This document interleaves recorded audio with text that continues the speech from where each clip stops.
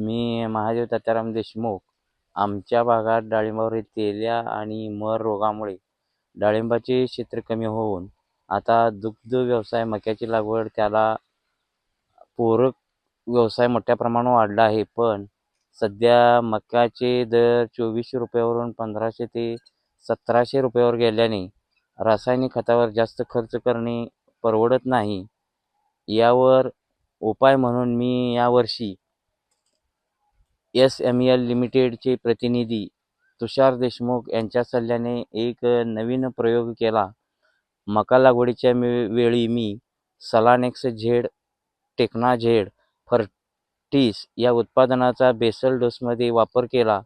तसेच मका उगवून आल्यानंतर 20-25 दिवसांनी स्टेलर ओन आणि झिंकॉक्सची फवारणी केली. हे सर्व करताना मी रासायनिक खताचा वापर 25% कमी केला.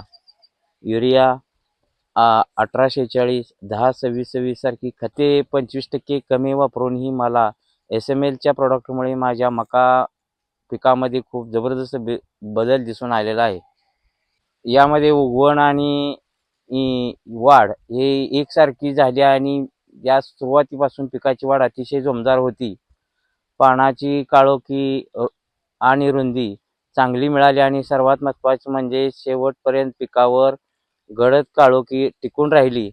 ताटाची जाडी, मक्याचे ताट अतिशय मजबूत आणि जाड झाले.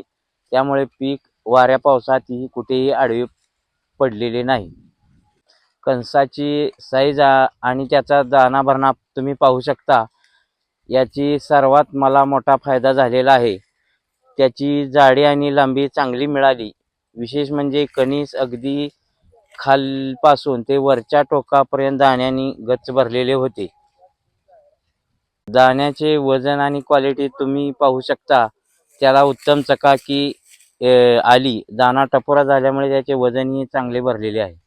मक्याचे दर कमी झाले असले तरी SMLच्या उत्पादनामुळे माझ्या एकरी उत्पादनात साधारणतः 10 ते 12% वाढ झाली आणि खर्च कमी झाल्यामुळे मला चांगला आर्थिक नफा मिळाला. जास्त रासायनिक खते वापरून खर्च आणि जमिनीचा पोत खराब करण्यापेक्षा कमी खर्च भरघोस उत्पन्न देणारा हा एक अतिशय खात्रीशीर आणि फायदेशीर पर्याय आहे.